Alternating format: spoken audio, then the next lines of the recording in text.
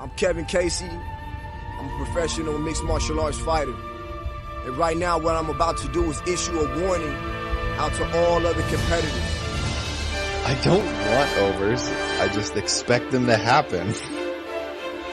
Fatty's gonna fatty is real. Oh, give me fucking truth, baby. Come on. Let's go. How have I been successful in life? Ooh. Hi, folks. We're back. It's the MMA analysis. I'm doing some delicious research, some preseason for the cottage.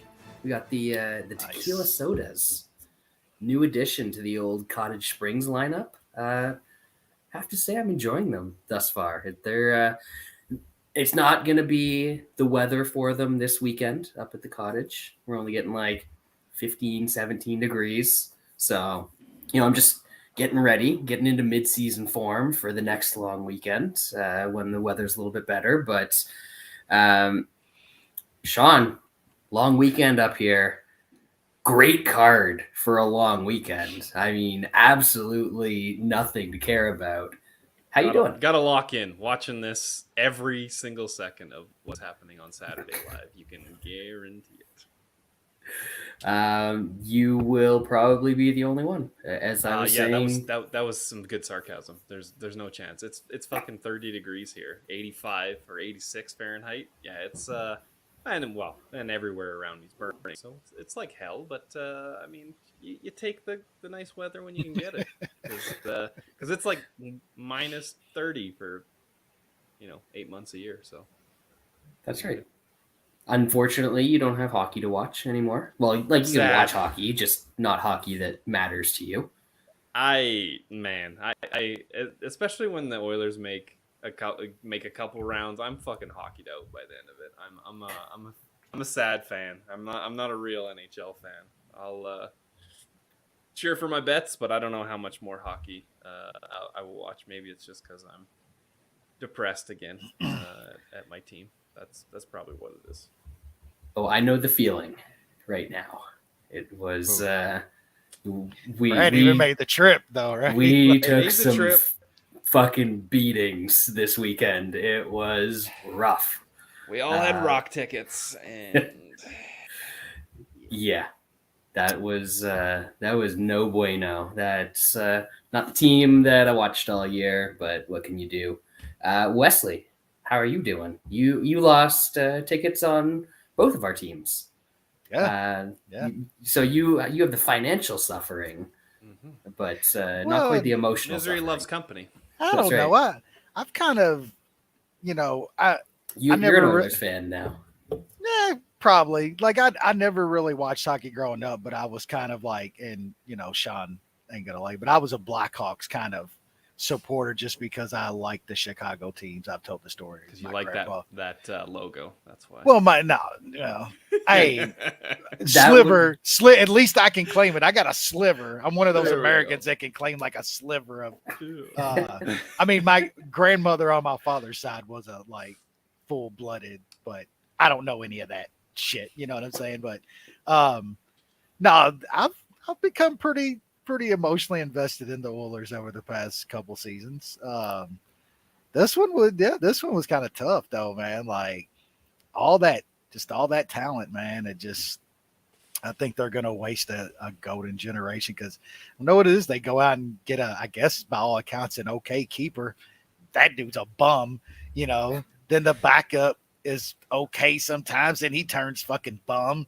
And, you got Draisaitl, literally one of the greatest playoff scorers ever. You know what I'm saying? Like, dude is right there with Gretzky and fucking Mario and Cam, and they're gonna not win shit. It's pretty wild, man. Hockey is fucked.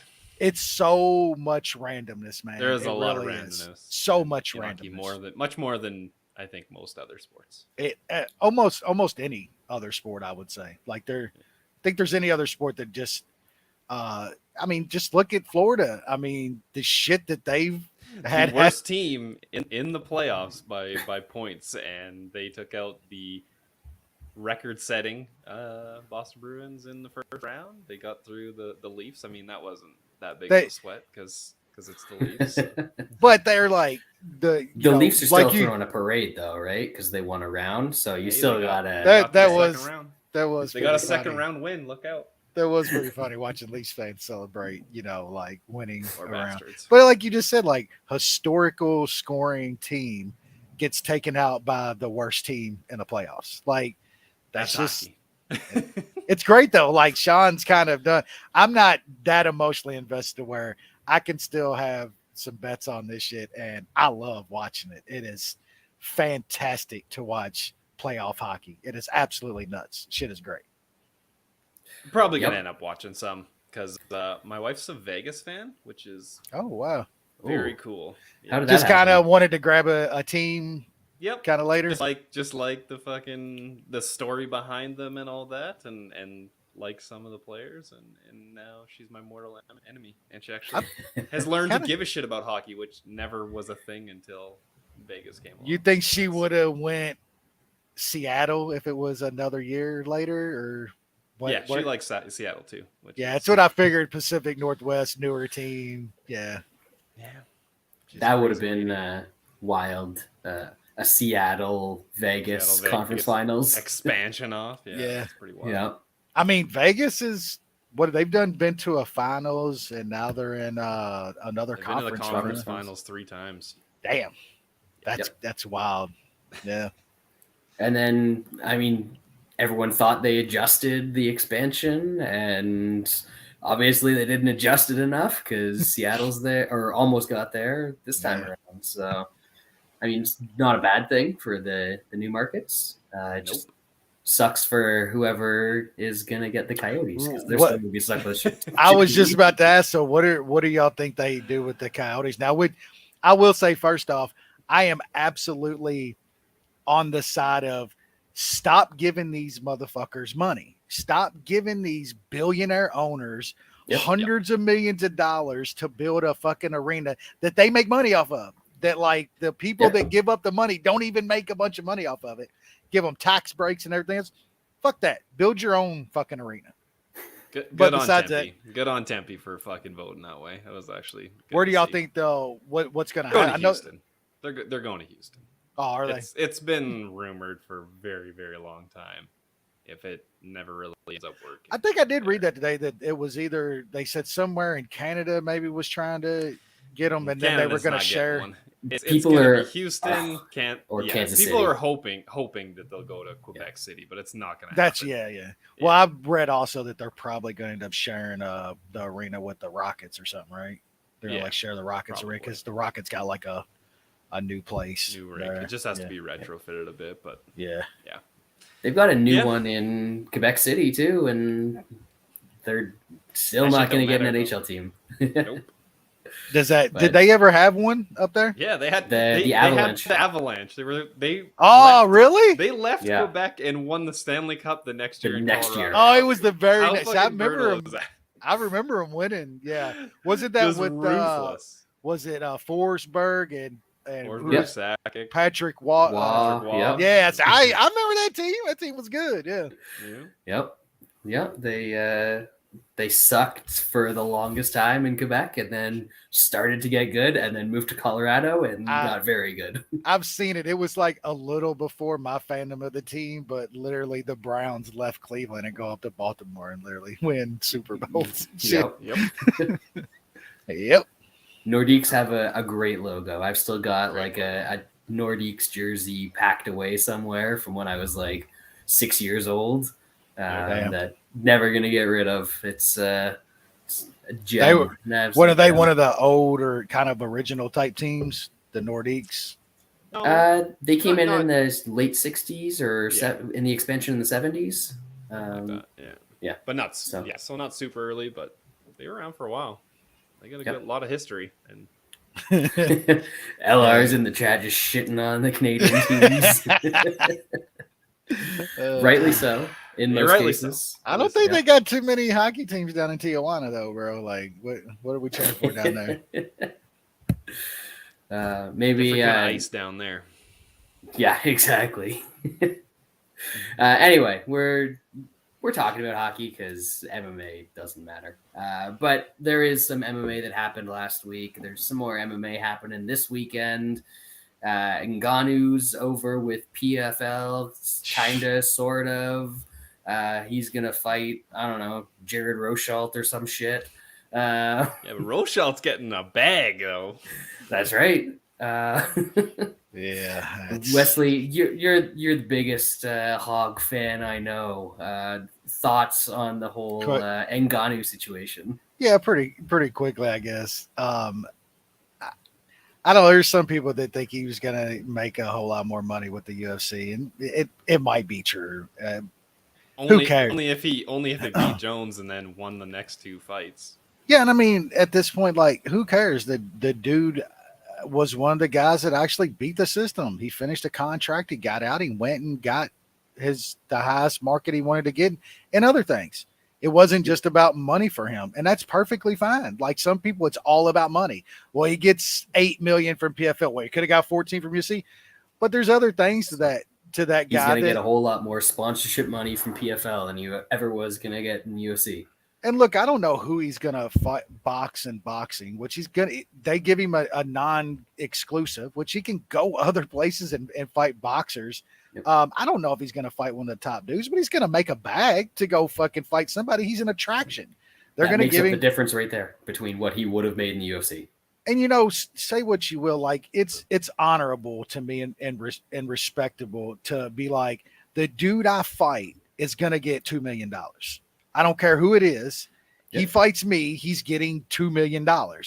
That's insane. Like, who else is doing? Like, all these dudes talk it. They get that pay. Izzy talked it, got that pay, never talked it again. You know what I'm saying? Connor talked it, got that money, never talked it again. They shut their mouth. They didn't look out for anybody else, and that's perfectly fine. Get your money. I got no problem with that either. But it does suck, man, because he's gonna fight nobody. He's gonna fight somebody washed. Is what he's gonna fight. It's gonna be fun to turn on and watch him knock out some bums. I'll enjoy that, but it sucks. He's never, not just Bones, like, which is probably the biggest fight, might be the biggest fight in MMA history. Like, if it's made right now, like Bones versus Ngannou is probably the biggest fight ever. It sucks we're never going to get that. And then everybody else, there's contenders now at heavyweight is what sucks. Like, there's some dudes that could be fun. And it sucks. The thing is, I'm not sure that if he stuck around in the UFC, we were ever going to get that fight anyway.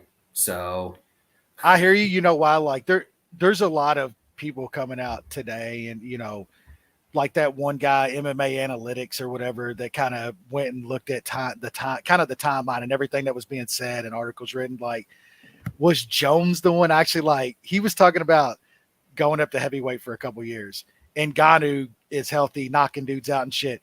Bones never moved up to heavyweight. Was Bones kind of like not really wanting that fight at the time?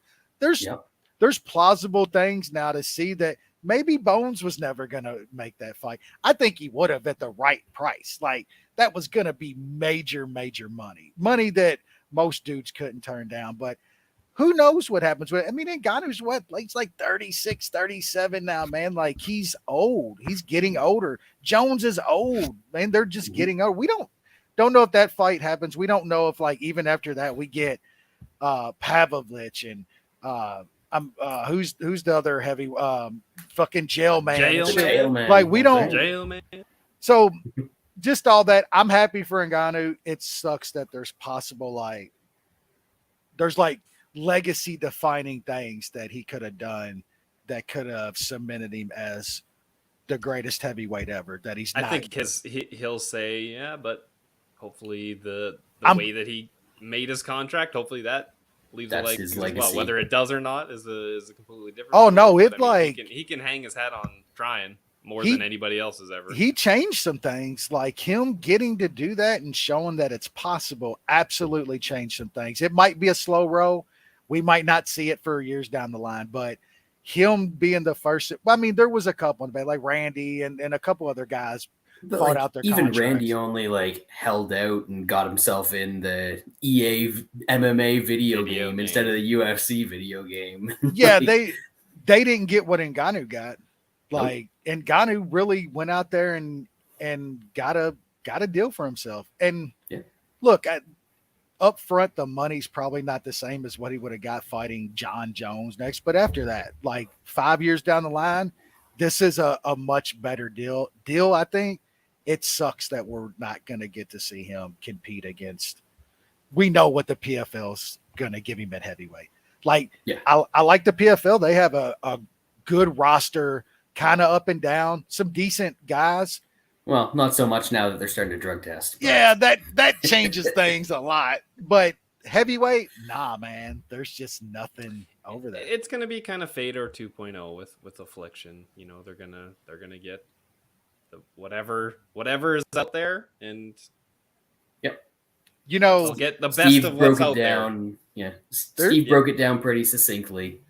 And he's bringing that communism into the chat. Yeah, that's right. Well, if you want to ever like say that I want fighters to make as much money as they can make, you can't be against this because he did what he wanted. He thinks he's making what he rightfully deserves, whether it's going to be more than he would have got. Who cares? He thinks he got the best deal possible for him.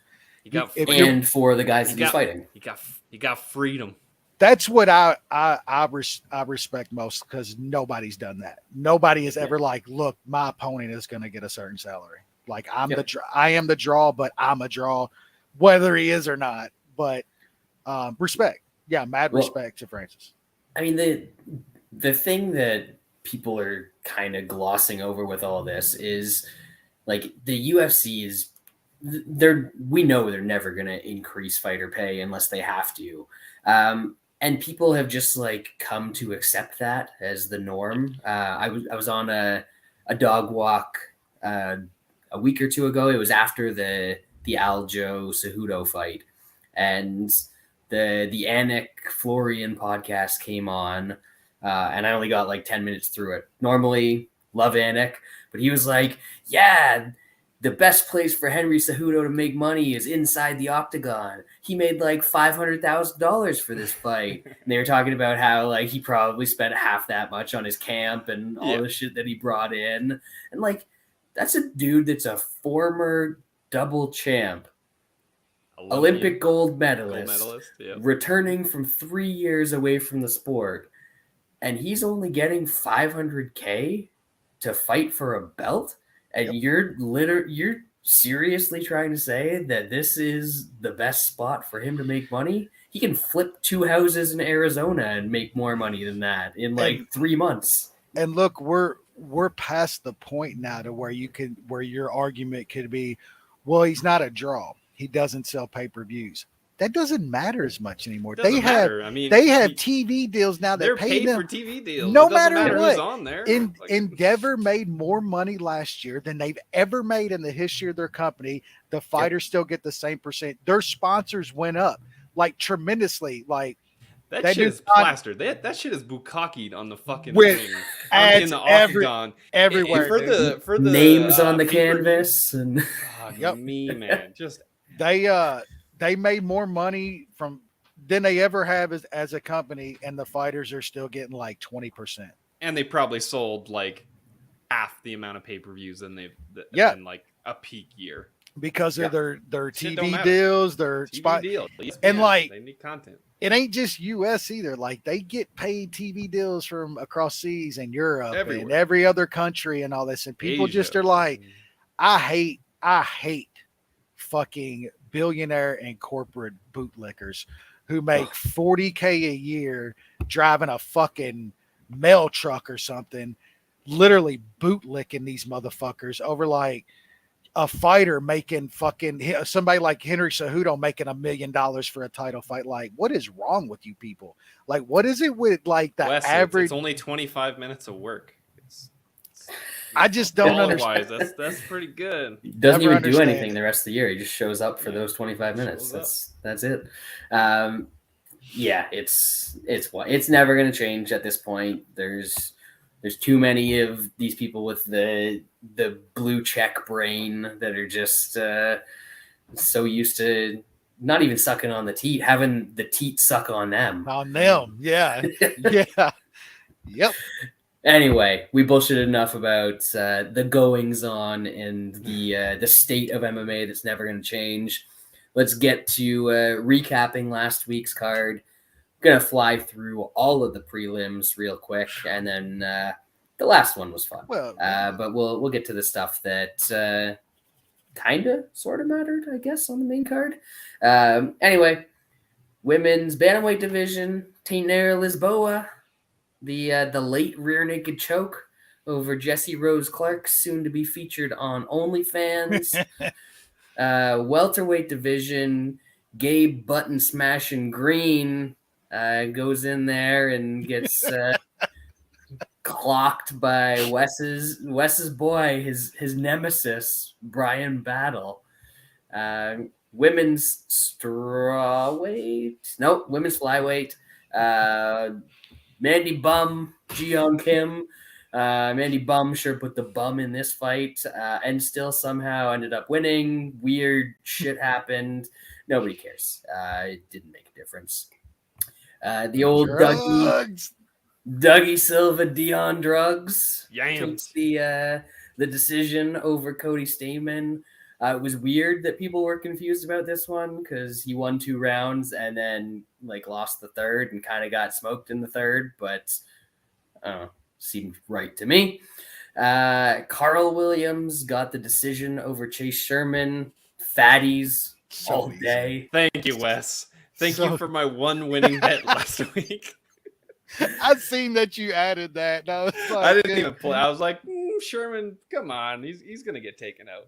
No, I just dropped that. That was a really easy one. And then the final prelim, Maddie Brown, battle of the dudes on their second lives, gets rid of Court McGee in the first round. Props to the ageless one. I told you guys, he might look like he's 43, but he's on that second life. He's only 22. Got that reset. Yeah, that reset. Anything that you want to say about those prelims, Shaun? Wes, you can have it. You did. There's plenty of Wes going on in this prelim. I did. We'll get there, Steve. We'll get there. Yeah. Lisboa, that sub got in late. I thought she had it a couple times and then finally got plus 760. That was a nice hit. That's one of my better hits this year. Look, Brian Battle got me again, but goddamn, was that the dumbest shit you've ever seen anybody do? What Gabe Green did? What the fuck was that, bro? This dude just ran across the ring. I don't know what to say. I'm gonna get Battle again. That he's bad, man. He's bad. Mandy Bum with one of the worst acting jobs you ever seen. This chick walking around with her eye half shut the whole time, like something's wrong with her. Get the fuck out of here. I think she just looks like that. Good call, Brad. On oh boy, I will say the ref probably did cost Stamen this fight because he got fucked. That stand when he got fucking illegal. That was just a little push to the neck. That was a little push to the neck. That doesn't count. What's so bad is Stamen is should have just not even complained about it. Said nothing. Because he would have held on and won that first and then the third and won the fight. But maybe, we don't know how Andrade went. But Andrade looked bad in the third, boy. That he needs more. He needs to take a little of that HGH off and get some EPO in his diet. Because that third looked really bad.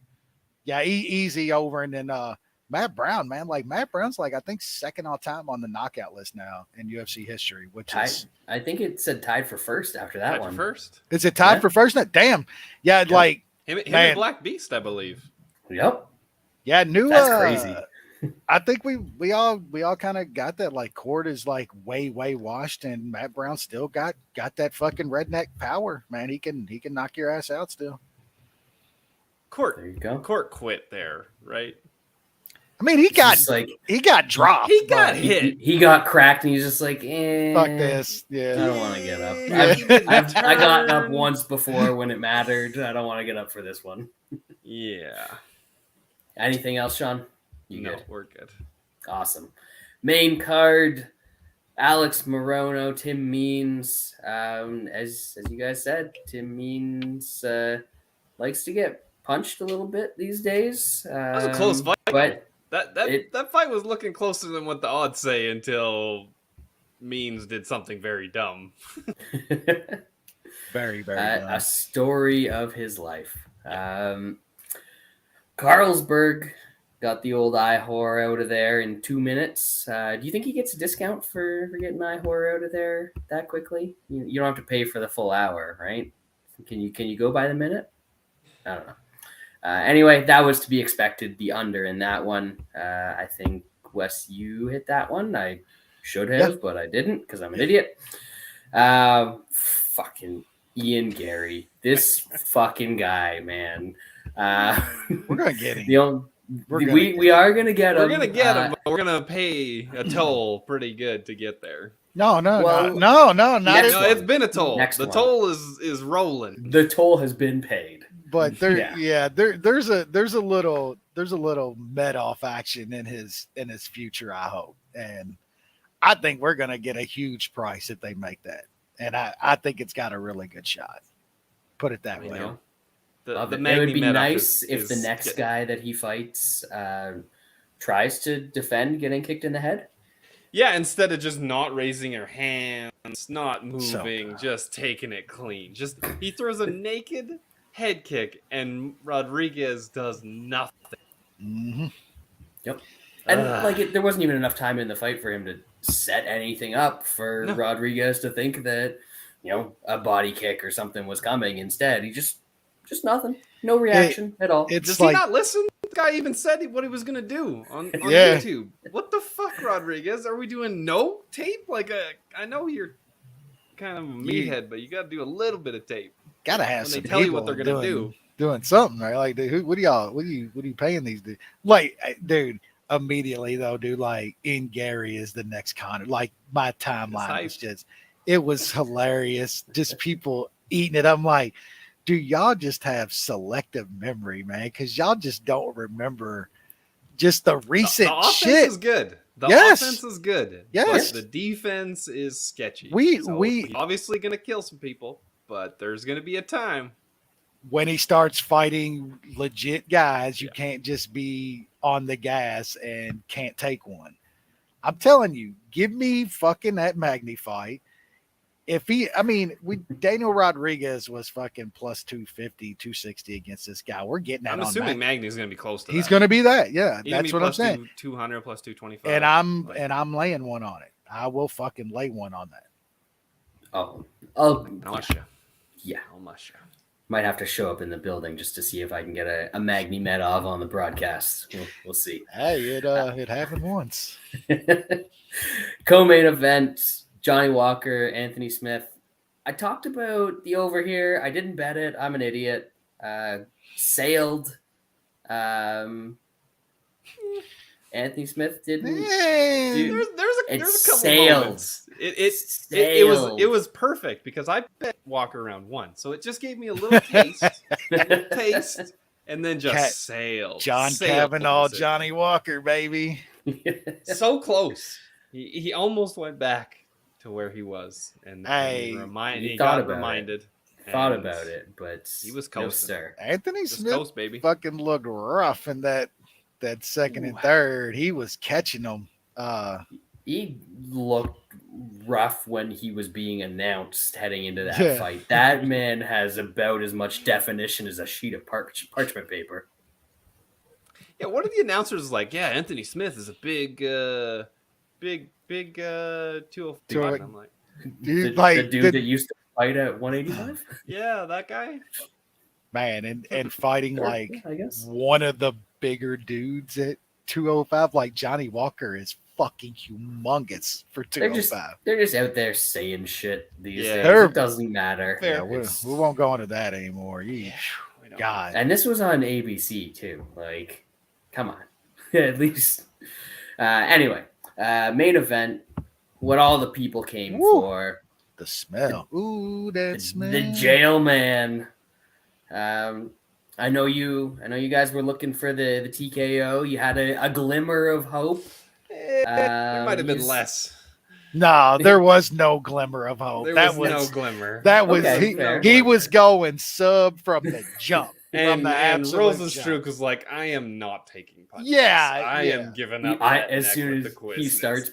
Well, the only reason I say there was a glimmer of hope is because, like, as soon as he started punching him, once he got into mount, Rosenstruck was just like, no. He's like, no, so I'm trying to fight again this year. I'm tapping with the quickness. But yes, he very much tapped quickly after he gave up his back, and that arm got wrapped around his neck. It was Adibisi style in there. That was this man. It's what he does. This man, bro. I'm like, I think this guy is just the absolute real. Like, I know it's not going out on a limb at this point, but Shaun said it perfect on the last show. If this dude was had a med off on the last of his last name, running around saying smash, he would already be just an absolute star, getting the Dana White push. The dude's incredible, man.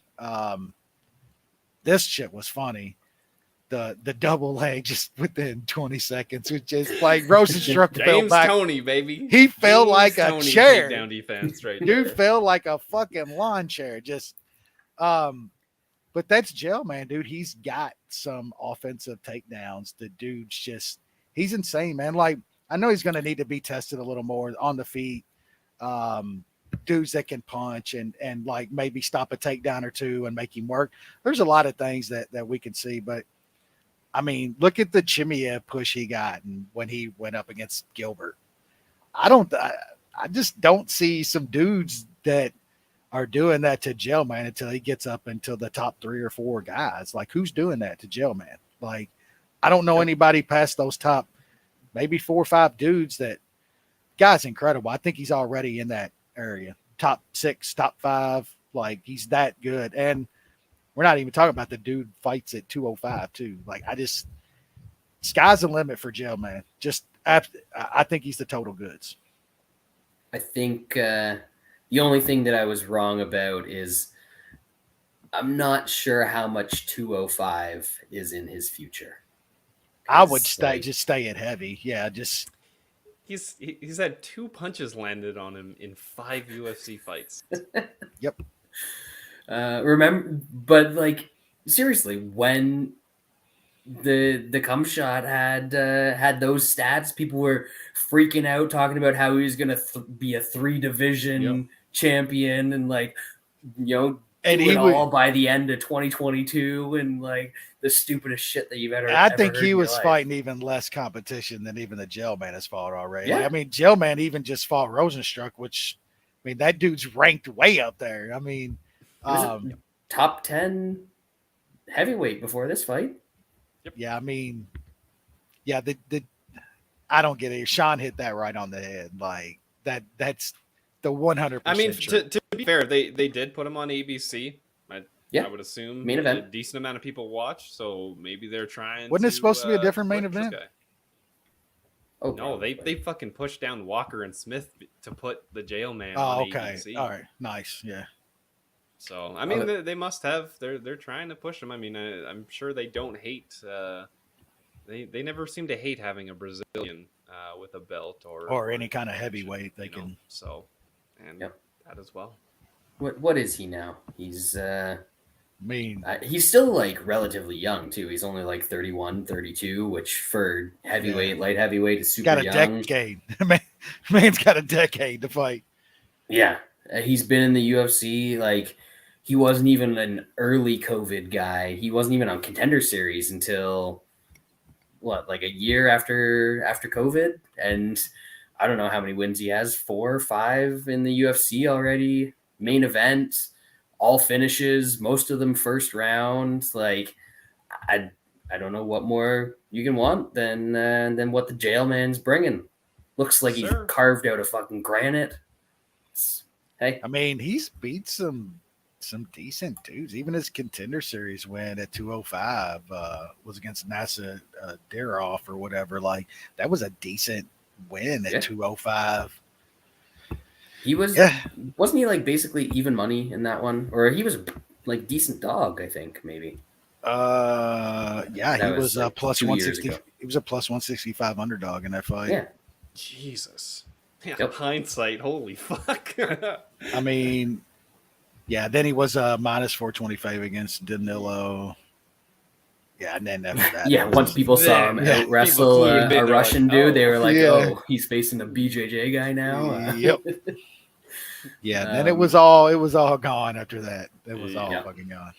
And there's still ways. I mean, I was just scrolling through on the morning of fight day, and the round one sub at plus 220 was way off at one book. Great number. Even money sub was fucking kind of Yeah. nice. I mean, Yeah, I thought it was looking sub in this one. Yeah. We'll see who he faces next time. It might change, but it could be either with the jail man. You never know. It's just how he feels like he wants to get his jollies that day. I just relax and let it happen. That's the best It's thing. less painful that way. Yep. All right, moving on to this week. 12 fight card. Luckily, we've got Dern and Hill that was rescheduled from last week to headline this one because, otherwise, I mean, it couldn't possibly be worse than that, could it? I don't know. But we'll get there. There's Fucking water show. Always trying to claim something of his own. Hey, Aaron, I called the best dibs of the week. The Martha? Martha. Hey, Martha was a great one, but the chick Oh, that no. just stepped down from Pinnacle. Yeah. That's She's the got one. more than that Martha money.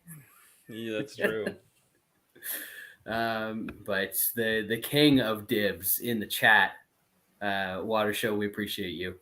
Anyway, we're gonna move on to this week's card. Kick it off.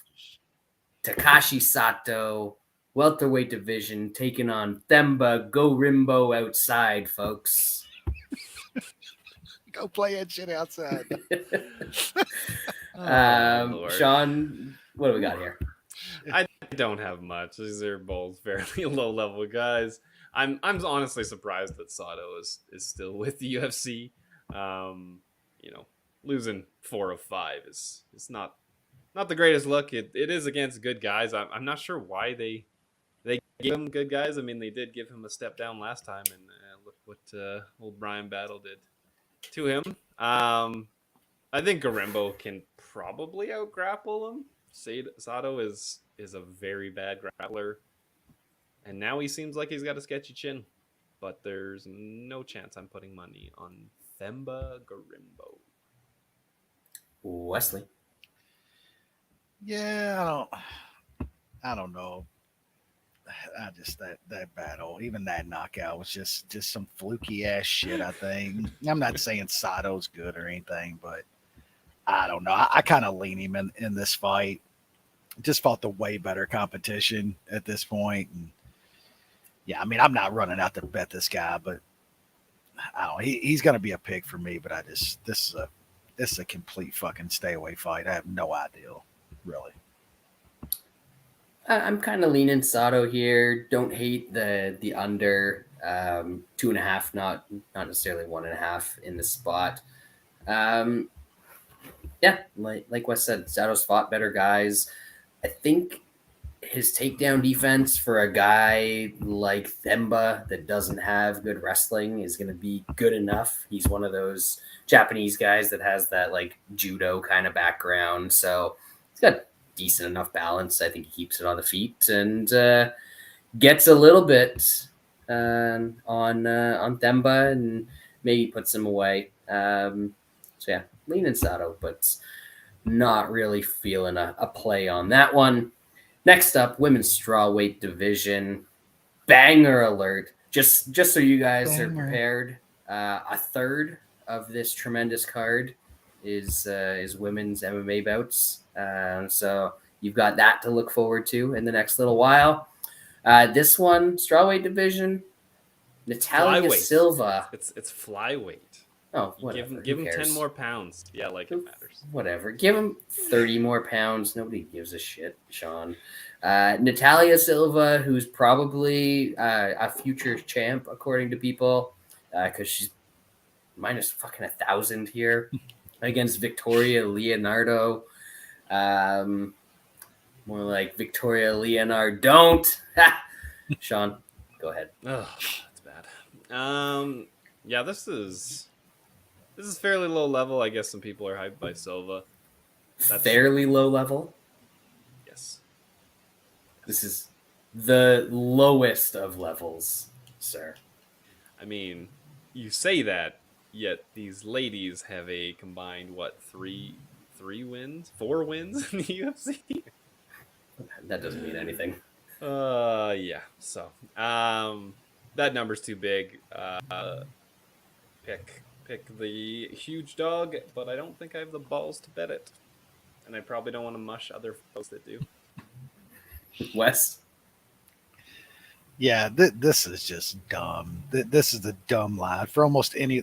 No chick should be a minus 1,000 unless it's Amanda Nunes against somebody. Like this is dumb. I don't know how you don't just throw a tiny bit on Leonardo here. Like this is just crazy to me. I know people like this Silva chick, and she's got some of that kind of flashy striking, but zero power, can't finish anybody. This is just wild to me. Decision is like plus 1,000. Like these numbers are just stupid not to take a small stab here. No chick should be minus 1,000 against anybody unless it, like I said, Cyborg, Nunes. Like this is madness. Silva might smoke this chick. Like she's had some weird shit happen. She got a broken arm in one fight. And just weird shit happens in some of her fights, but line's just stupid. I'll take a bit of this. Definitely the pick. Like line's dumb.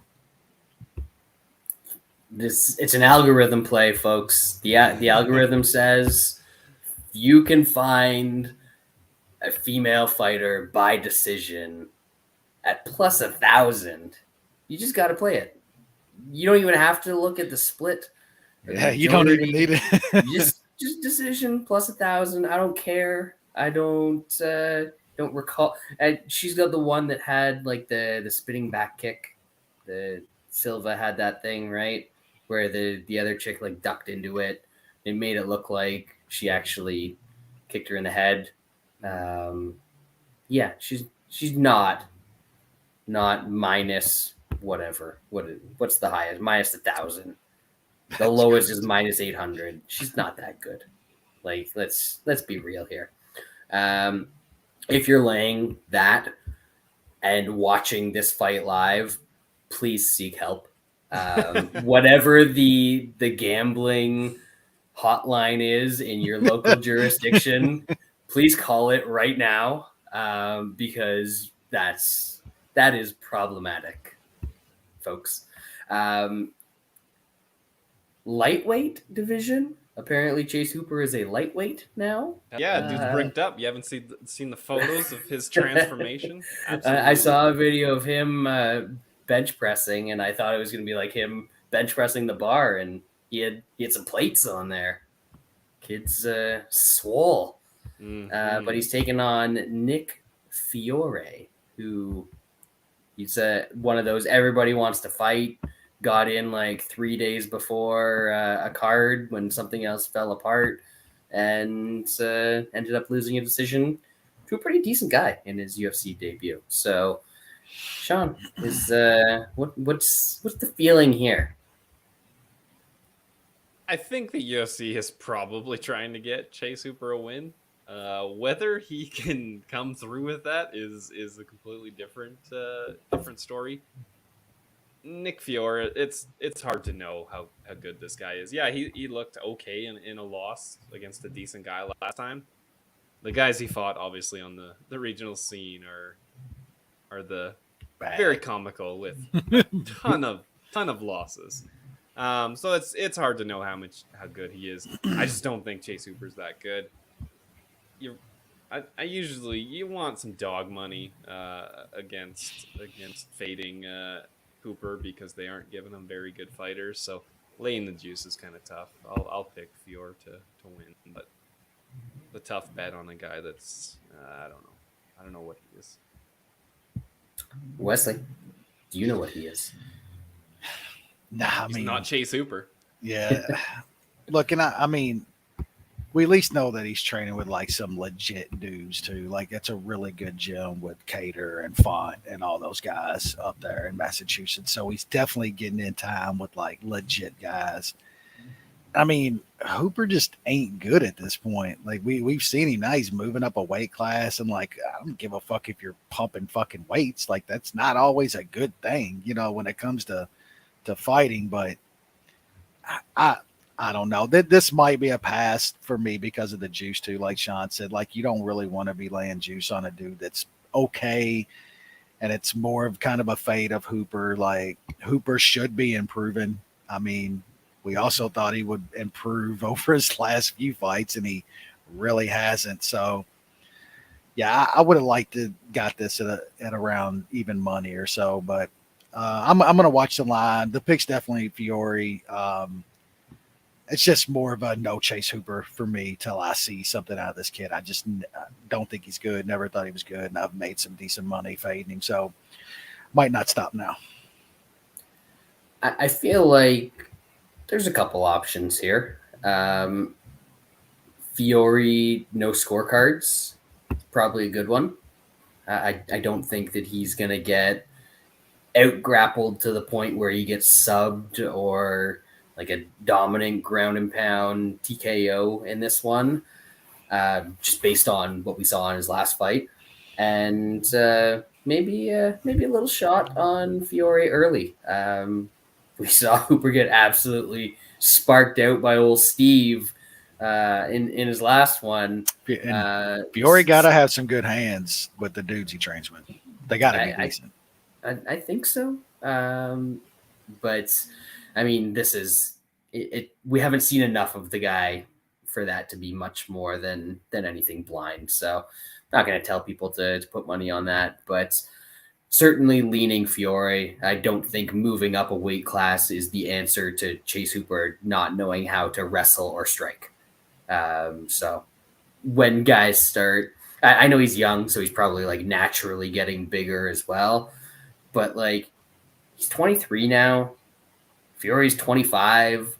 Both of these guys are probably improving at relatively the same rate. So I don't think anybody that's going into this fight being like, oh, Hooper's getting so much better, and discounting that his opponent, who is training at a better camp with better fighters, is not necessarily getting better. You're probably looking at this fight in the wrong way in the first place. So leading Fiore, we'll have to see if I actually end up betting it. Not a ton of interest. Heavyweights, we got the big boys. Sadly, this one is seemingly lined accurately with a super fatties. We got the 2.5 for the Horse Lord, Ilir Latifi, taking on Rodrigo Nascimento. No. Shaun. I mean, at least there's plus money on the super fatties. There you go. It's little things. Yeah, this is kind of a weird fight. Both of these guys, for the most part, want to grapple. Both of them have never been taken down in the UFC. I don't know what that says. I don't know if either have fought that amazing says grapplers. Super fatties. That's what that says. Yep. That's pretty much what that's. And I mean, most part, Latifi's pretty tough to put away unless you're kind of attacking the body. I don't know if Nascimento is good enough to do that. This seems like it's gonna be ugly and gross and go to decision. So Wes kind of tipped this one off to me for the podcast, and I kind of the super fatties over 2.5. Here we go, Wesley. Yeah, these dudes are gonna stalemate a ton up against the cage and shit. That's what we're gonna be seeing here. A lot of Latifi loves to push a guy back against the cage and hold him there. Latifi's gonna be the smaller guy here, but I think he might be like the more kind of lower center of gravity guy, kind of stronger in the bottom, that he's gonna hold Nascimento up a lot. I really like the over in this fight. I think this is going 15 minutes, and I kind of lean Latifi. I think Latifi could absolutely sneak out a couple rounds in this fight. Dude's tremendously hard to finish. You got to have some big power to get Latifi out there. Nascimento doesn't have huge power. Yeah, I kind of like Latifi at that dog price, but I really like the over 2.5. I think that's a pretty good bet in this spot. Yeah, just looking a little further down where the props are. Latifi by decision is plus 350. Yeah, that's a sprinkle. Definitely. That's going to be a little bit of something happening. But yeah, I know that Nascimento had some finishes early in his UFC career against guys who absolutely had no clue how to wrestle. You're not going to take Latifi down. You're not going to choke Latifi. Dude has no fucking neck. Alexi tried and tried. You're never choking. You're never choking that guy. It's not happening. Yeah, I'm almost tempted to call an audible here and go super fatties. But yeah, it's good. We'll call that just to piss Lance off for him not showing up.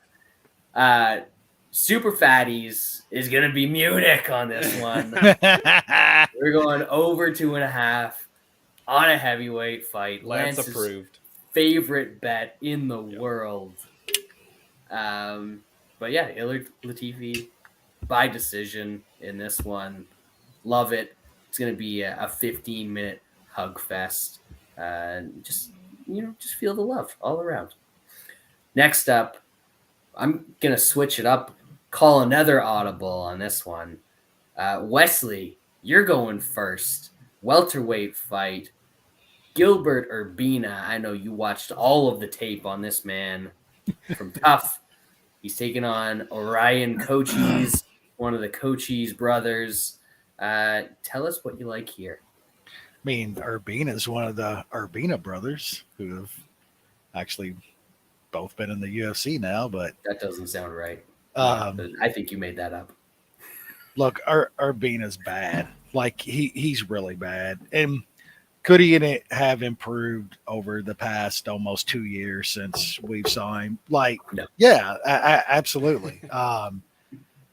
This dude was training at BMF Ranch with those dudes for those dudes don't train. They fucking drink and fucking beers and ride dirt bikes and shit. Yeah, they're not fucking training. That's where he was training. I guess he's still there. But look, Cochise can wrestle, man. This Urbina kid literally got taken down and choked the fuck out by Brian Battle, who is like a Taekwondo kind of striking dude and shit. Like that's not good, man.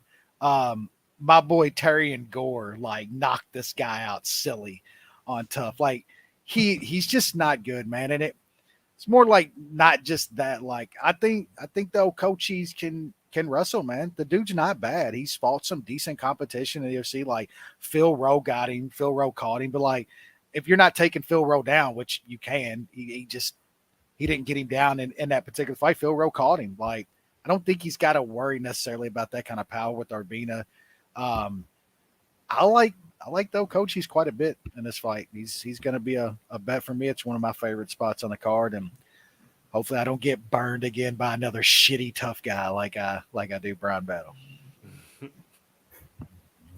And he did take Phil Rowe down. Yeah, and controlled him for like all of that fight until he basically got knocked out. So like the wrestling was working there too. Shaun, anything to add? Not too much. Urbina is terrible, and Cochise can wrestle. I don't We'll know see. where. Like, it's a weird line. Like, Urbina's almost 2 years off. Cochise has looked all right in the UFC. Are we missing something? I don't like coming down from middleweight to welterweight. I Well, he had to fight. He had to, that. I think it's that season. I will say, another like the sub number on here, like that's just kind of crazy too, man. Like this is going to the mat. Like Cochise is getting takedowns in this fight. This sub's plus 900. Like if Brian Battle can take this guy down and sub him, like this dude's a way better wrestler Brian Battle ever thought about being. Like I like some of that too. I don't know. Maybe I'm just not. I don't know. Maybe Urbina, like I said, has improved so much in these past 2 years. I find that very hard to believe training where he's training. I just find that very hard to believe.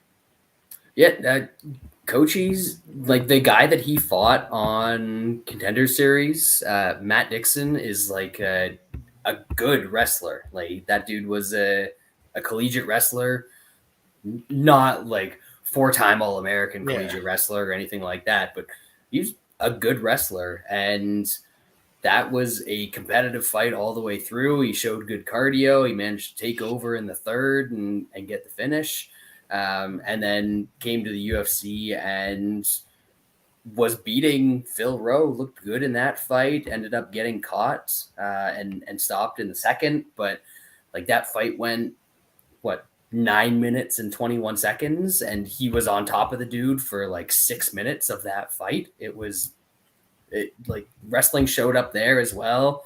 And then obviously like I could fucking out wrestle Blood Diamond. That's that doesn't count, but yeah, that don't count.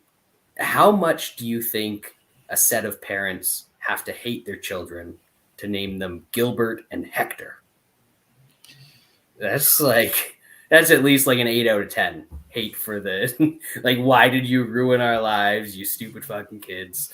And I'm going to say the same thing if Gilbert Urbina wins this fight, because I'm going to trust Wes here, and I'm back in the Orion Cochise. I think that everything he said made sense.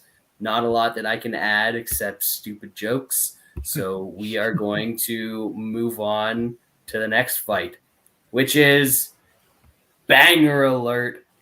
Shaun, I'm going to get the weight class right. Women's strawweight division. Karolina Kowalkiewicz taking on Vanessa Demopoulos, stripper pole. She gave up her career as a stripper to fight in the UFC. It's one of the worst business decisions in the history of the world. Yeah. But what do you have on this insanely intriguing fight? It's wild to me that Demopoulos is on a 3-fight win streak and Kowalkiewicz is on a 2-fight win streak, considering I mean what Demopoulos has looked like in those wins and what Kowalkiewicz looked before those wins. I'll take the dog. It's low level shit. I'll pick Demopoulos. It looks ugly.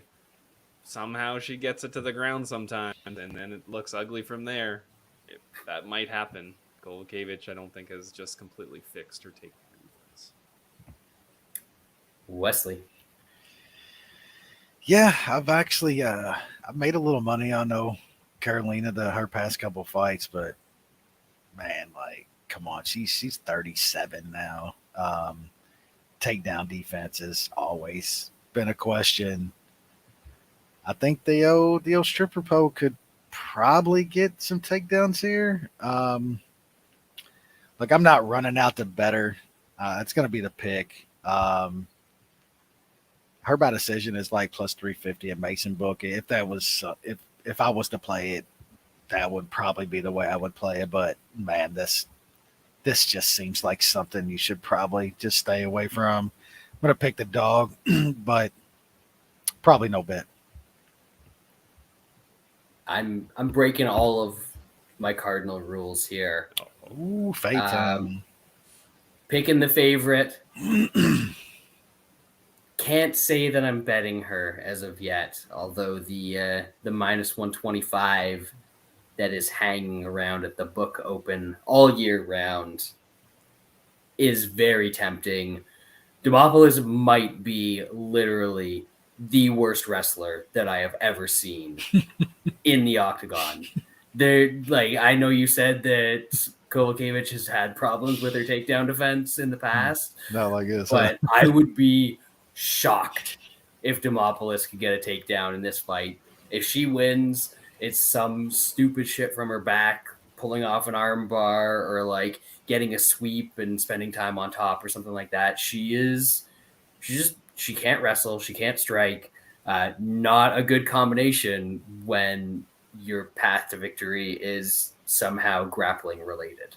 And it's worked over the past couple fights, which is embarrassing for everyone involved. But I don't see it here. I can't see it here. So actually going with the favorite. And even in Toutmaster, way out of the running, missed multiple cards already. But I'm so defiant with this pick that I will be picking the women's favorite in Toutmaster. Moving on, final prelim, lightweight division. We've got the Maheshate against Slava Cold Soup. That's good. That was a good one. Solid scrap. This one should be fun. I'm not going to watch it live, but I'll end up watching it eventually, which is more than I can say for some of the other stuff on this card. Shaun? Yeah, this is great matchmaking by the UFC. Just put guys that can bang and probably aren't going to grapple, and it should be fun. I don't know. The Borsch, the cold soup being that big of a favorite is I don't know. Maheshate is pretty good on the feet. I know he's had a close fight on Contender Series, but I don't know. It should be fun.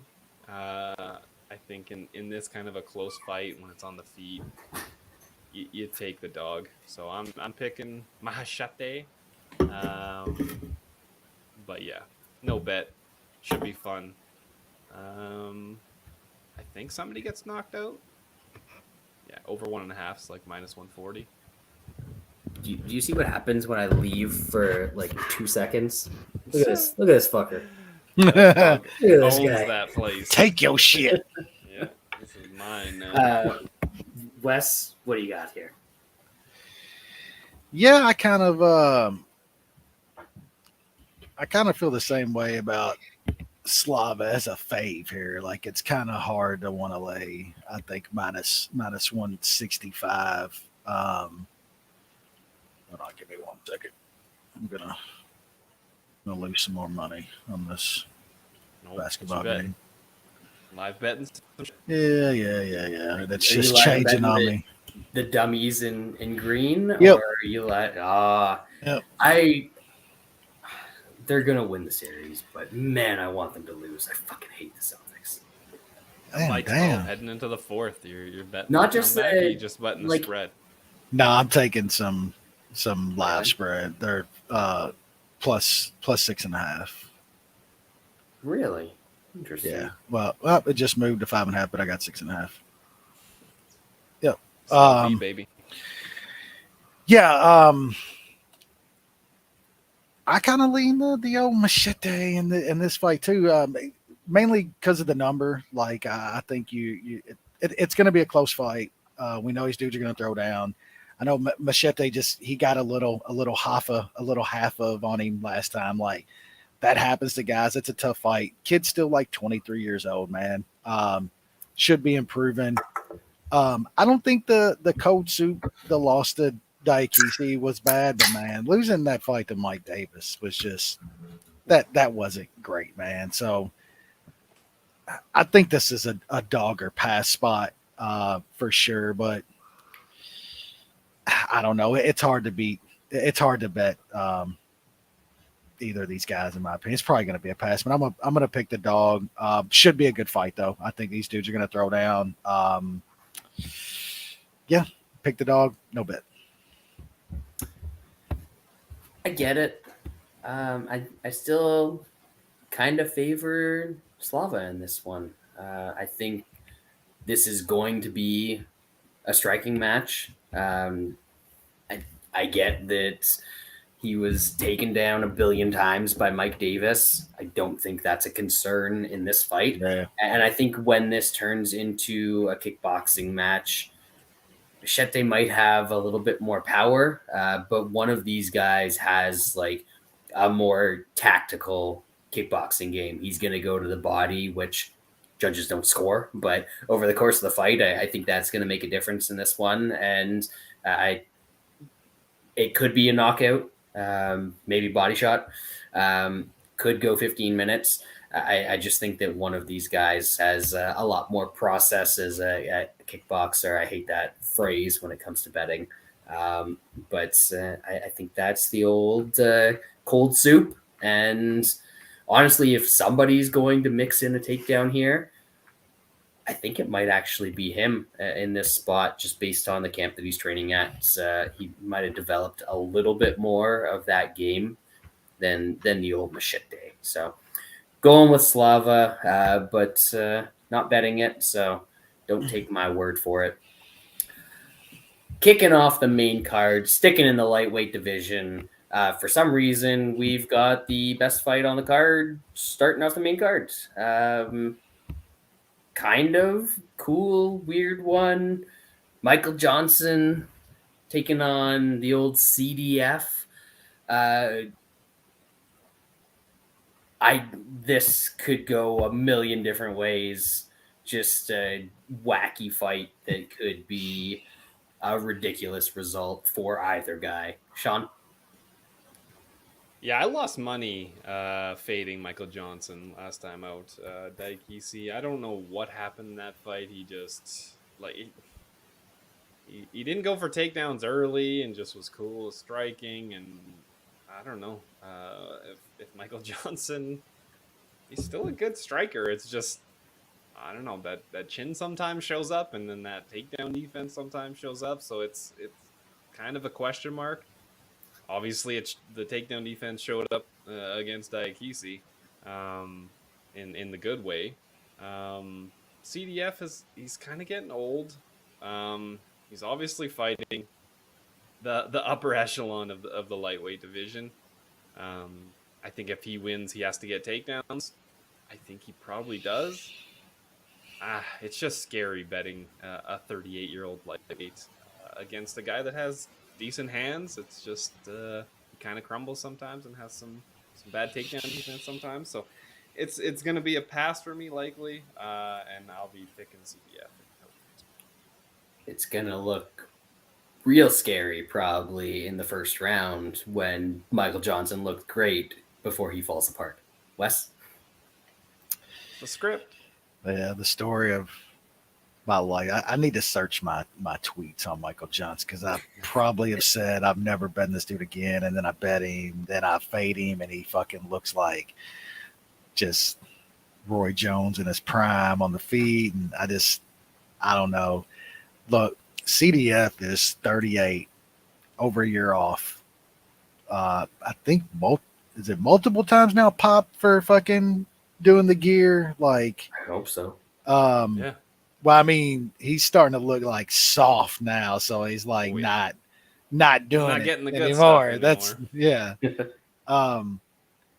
Man, Michael Johnson's hands still look tremendous against Daikisi. I know, like I lost a ton on that fight. Daikisi doesn't go for takedowns early. I don't know that they're just Michael Johnson like plus 140. 143 at Bet Online. Like, I just think that line's a little wide, man, against dude that's 38. Like I said, 38, looking soft, a lot of fights, over a year off. I'm not running to bet Michael Johnson, but man, I think he could win a couple rounds here. Like if he doesn't get like taken down and completely controlled, like I think he wins the stand up. Does he do something stupid in the third and get finished? Like it's a fucking possibility, man. So he's going to be the pick at that kind of number. I just think it's wide, but I'm not sure I can bet on Michael Johnson. And I know if I don't, he's literally going to truck CDF. He'll look incredible. I bet on him. Some weird shit's going to happen. CDF's going to choke him dead or something. So who knows, man? Picks Michael Johnson. So this doesn't really have an impact on what I'm picking or betting in this fight because I still don't know, honestly. But the last time that CDF got a takedown was in 2020 against Anthony Pettis. Since then, fair. I was going to say, since then, his fights have been Benny Dariush, Gregor Gillespie, and Gamrot. He had a lot of success grappling against some of those dudes in their grappling exchanges. Michael Johnson's not going to grapple with him. Michael Johnson is an idiot. Michael Johnson might grapple with him. So let's not be so absolute about that one. But he's going to have to initiate the grappling in this one and have success with it. Honestly, he's just not a very good wrestler. At the same time, there's a big enough threat of the takedown here that there's been times that his hands have looked pretty good. So he might be able to have some success on the feet. And then there's always the Michael Johnson blowing it portion of the equation that can pop into any fight. So, yeah, I really don't. There's not a lot of fights where like I can't even fake an opinion on them. This one, I really don't know. It should be CDF. It should be CDF by submission. But if it's a 15-minute sprawl and brawl clinic by Michael Johnson, that should not shock anybody at all. So I'm going to stay away. If I was watching live, probably bet CDF live if he's down 2 rounds, but I likely will not be. I hope they have to amputate Jaylen Brown's arm. He's not he's not even in like my top 3 most hated dudes on this Celtics team. But take off the damn mask, man. You're not fucking Batman. Jesus, get out of here with that shit. Anyway, moving on. 170. Another pretty fun fight, maybe, possibly. Could be fun early or boring for 15 minutes. Andre Fialho takes on Joaquin Buckley, most overrated fighter on the UFC roster. Close. He was, for sure, for a while. I'm not sure we can say that anymore. Anyway, Shaun, break it down. Yeah, losing 2 in a row will kind of damper those. But he thoughts. Kicked the one dude in the head once. That is true. So you can't forget about that. That was amazing. This is another one that we kind of talked about before the podcast, and 1.5 being at like -125 at Bet Online. I think that's a pretty good number. You obviously do worry about Fialho coming out hot in round 1 and maybe catching Buckley. There's a big number if that's kind of the way that you might think it happens. It's not a terrible idea, but Buckley probably survives. He slows it down. He grinds, and this probably sails over. Buckley is not. I know he has some flashy KOs and stuff like that, but he's not really a one-hitter quitter. Fialho is pretty durable. I know he's been finished a couple times, but he's taken an ass whooping in a lot of those fights, and usually he prolongs it. So the over 1.5 is probably what I'm gonna look at, and Buckley probably wins a decision or maybe a late finish. Spoelstra should be immediately fired for not challenging that as a charge. That's just embarrassing stuff. Wesley. Spoelstra's legit one of the best coaches in the NBA. It's actually kind of incredible.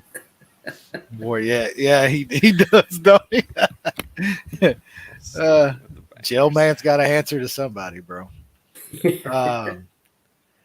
Yeah, we kind of discussed this one. I like the over 1.5 here. I know there's gonna be spots in this fight to where it could get a little shaky because these dudes, well, Fialho throws like, but on the other side, I think it's kind of like we talked about Chaos Williams a couple of weeks ago. I think people have a different thought of Buckley when they're talking about his fights or how they want to bet him and stuff. Like he's a little more slow starter. Like he sets stuff up, he throws one shot at a time. Just so many similarities to Chaos Williams to me and how people perceive him and how his fights go.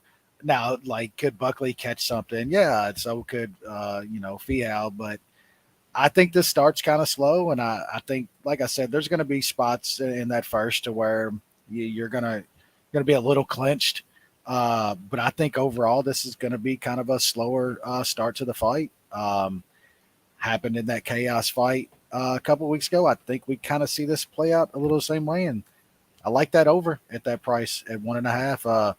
Buckley's been in a lot of fights that have gone over 1.5, and Fialho too. Like as Shaun mentioned it, like he can take a shot. He's been finished, but like he gets hit, and it's usually a big shot that clips him and gets him out of there. Like Buckley's absolutely capable of landing that, no doubt. But yeah, I think this plays a little slower. I think Buckley fights slower, and I like the over 1.5. You guys are going to be clenched for the first round and a bit. I'm going to be hoping that the old Fialho gets it done early. I think that plus, what was it, 700, 750 for round one in this on him is a little bit crazy.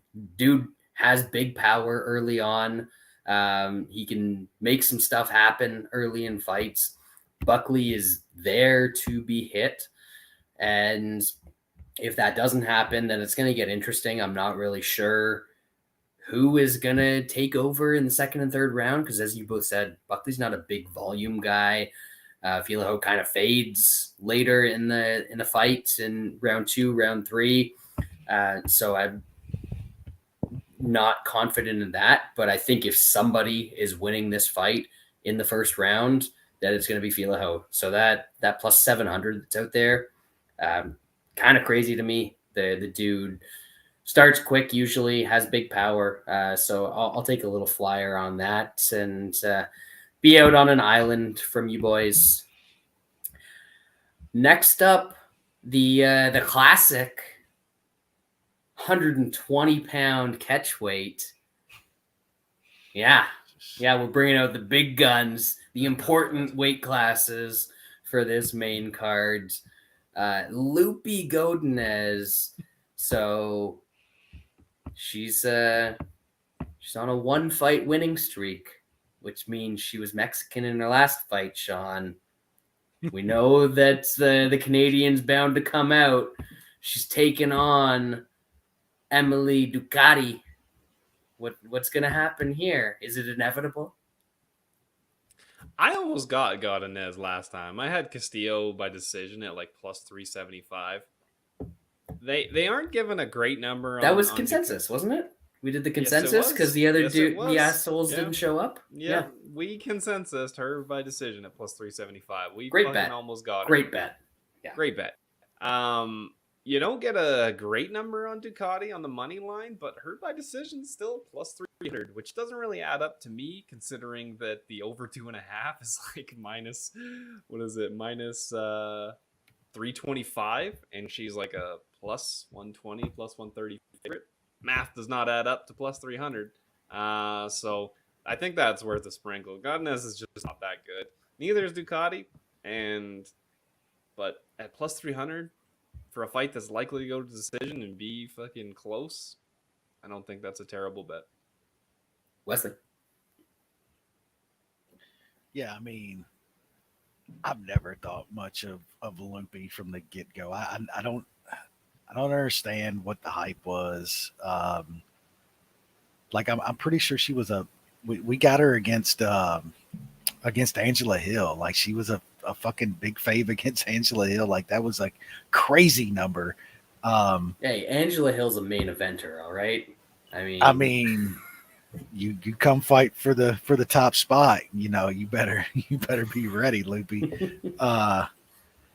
Yeah, I never really understood the hype, and here she is in another fight that's probably going to be close. She's a favorite again, against somebody that's not, great or anything, but I mean, decent takedown defense. That's what Loopy's going to want to try to do. She just tries to get takedowns and fucking do some humping. Not that I mind that kind of style from every now and then, but yeah, I just think Ducote's got some decent takedown defense. I think she's probably got better hands on the feet. It's going to be a close fight. Shaun not so much like the overs minus 350 or some shit, and her decision is plus 300. Like, that's kind of a crazy number. Her as a dogger, I like that. Like that decision at that kind of price. So, yeah, I'm going to fade Loopy again. I think I've bet against her in almost every one of her fights at this point. It's paid off pretty good after the Angela Hill win, so I'll try it one more time. So, Emily Ducote's nickname, the old Gordita Crunch. That's fantastic. You can't fade that. And who's the real Mexican here? Who's the real fucking Mexican here now? That's right. As you guys said, the money line versus the decision prop in this one just doesn't quite add up. I know she had that run where there was like some highlight reel knockout she had in Invicta, and then we all bet that little small person against her. We're not allowed to say the other word anymore. At like plus 1,000, and it was like a cut stoppage or something like that. But she's not. I mean, she's a 115-pound fighter. She's not a knockout artist. If she wins the fight, probably going to be by decision. The plus 300 here looks good to me. I'm going to hop in on that. And maybe we can get a little round robin going in these last few fights between the Fialho round 1, Ducote decision. Moving on to the next fight, we might have something there. Co-main event, middleweight division, Edmund Shahbazyan taking on Fluffy, everybody's favorite Brazilian black belt killer.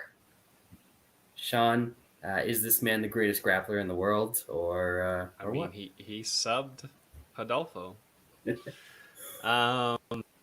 Yeah, I know there's some people that didn't seem to mind Shahbazyan. He did get a win.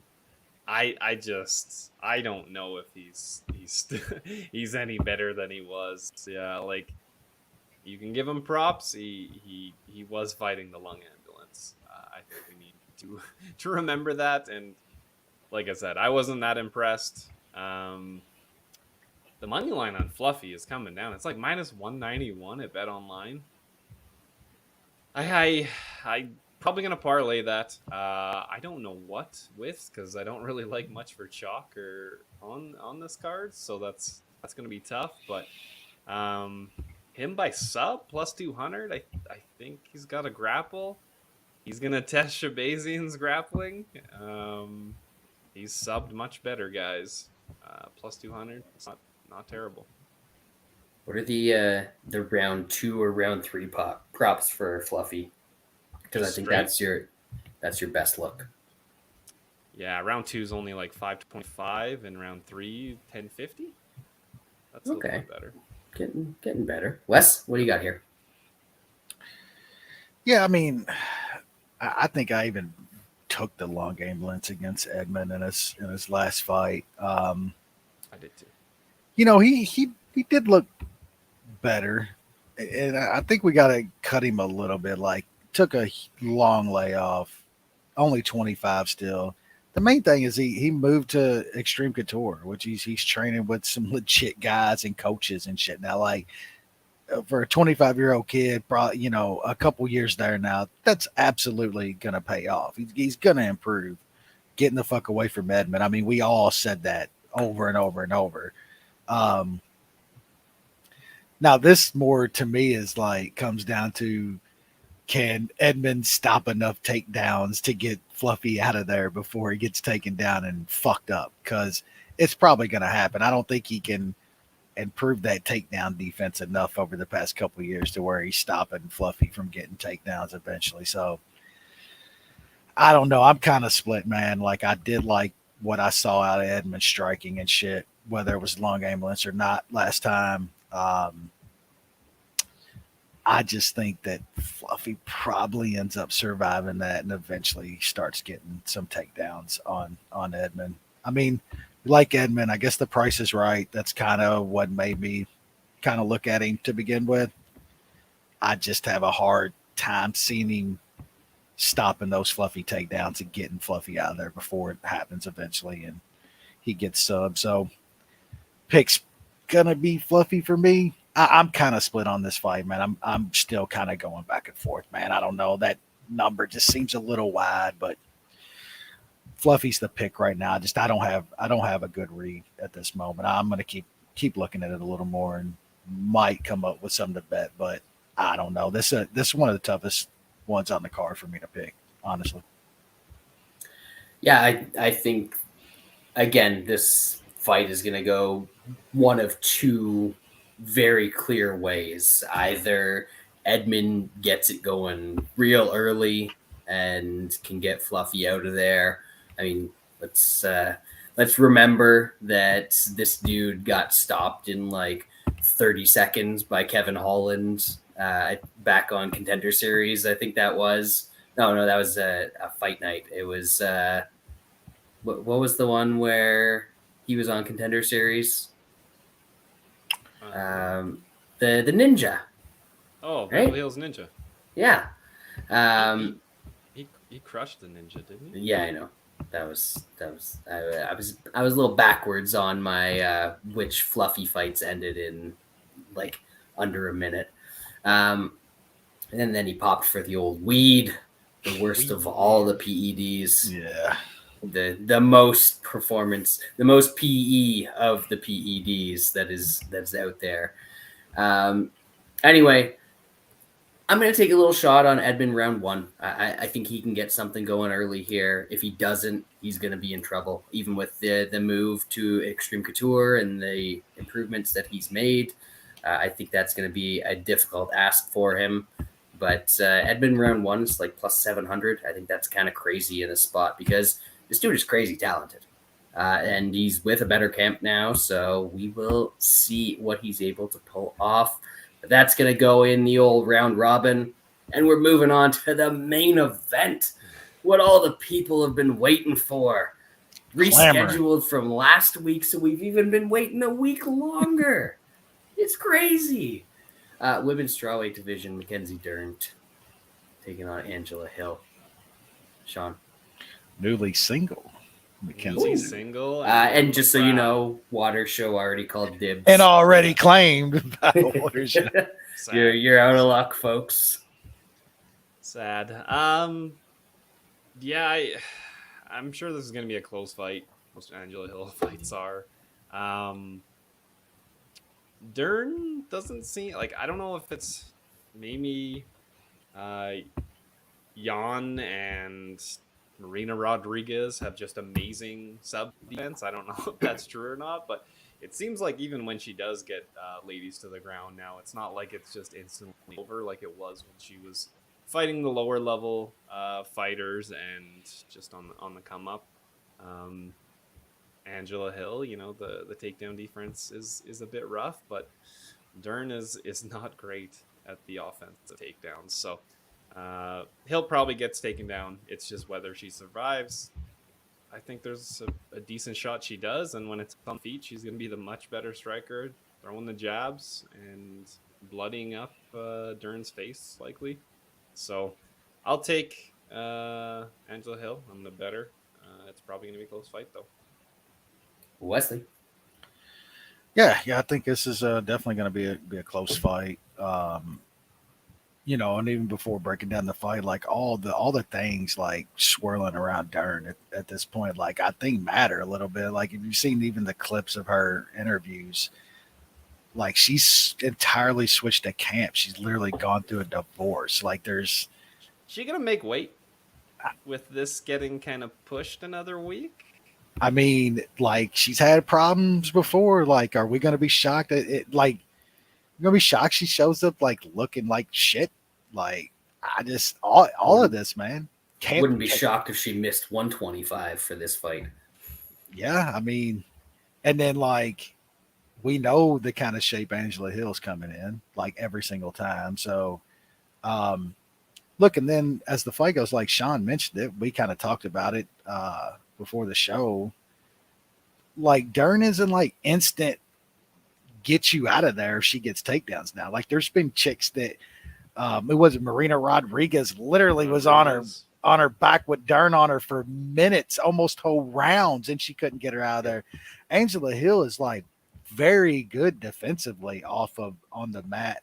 On the feet, like Angela Hill will put the output out there. She'll kick you in the legs. She'll fucking throw those jabs. Like, I mean, I think the price is a little wild here, man. Like Angela Hill, we should talk about her improvements over the past year and a half. Like she's looked way better than she has in the past. And yeah, I don't think Dern is that instant sub once she gets somebody down. Like she's gonna get some takedowns in this fight on Angela Hill. I just don't think she can finish.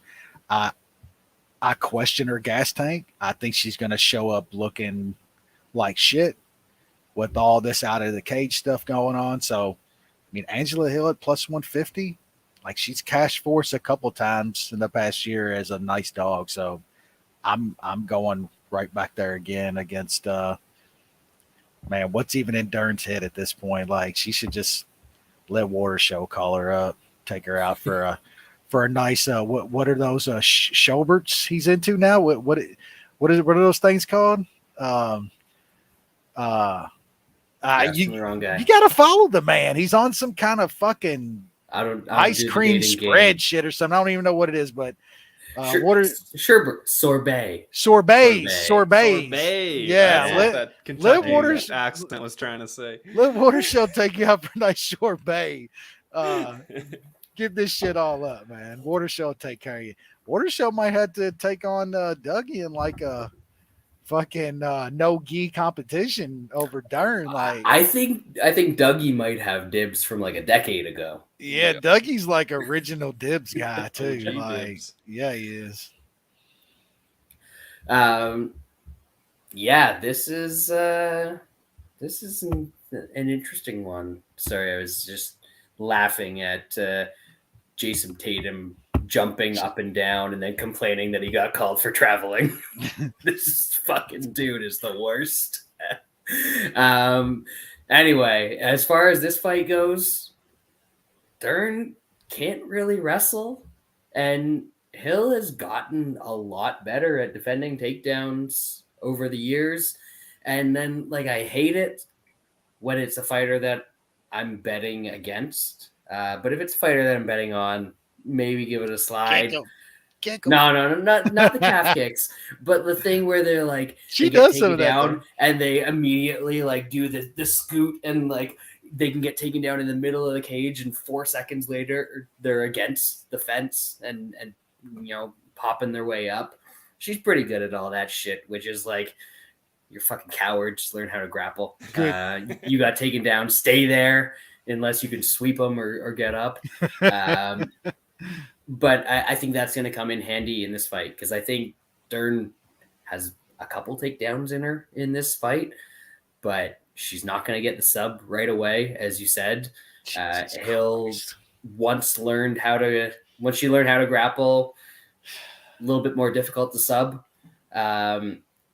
And yeah, I think that Hill's going to keep it on the feet. She's going to end up outboxing her, and she's going to win a decision. So I think the final, I'm just going to do the last 4 fights for the old round robin. We'll throw some Hill decision in there, plus 225 instead of the money line at plus 150. But the consensus bet of the week is going to be Angela Hill, plus 150. You got to save it for the biggest fights when we're talking about consensus here. And, everybody's loving the old Hill Dern Clash of the Titans. This is like Godzilla versus Kong on this shit. I mean, they made us wait an extra week for this. We got a consensus this moment, right? Anticipation is killing me. But that's going to do it for us this week. I had fun. I hope you guys had fun. We're off next week. We actually get a week off. Are we? Wow, we earned it after this one. I'll tell you what. Steve, Ernie Hudson's the GOAT. Love that dude. LR, sorry to hear about no threesome bet. We will be back in a couple of weeks, stronger than ever, as will we.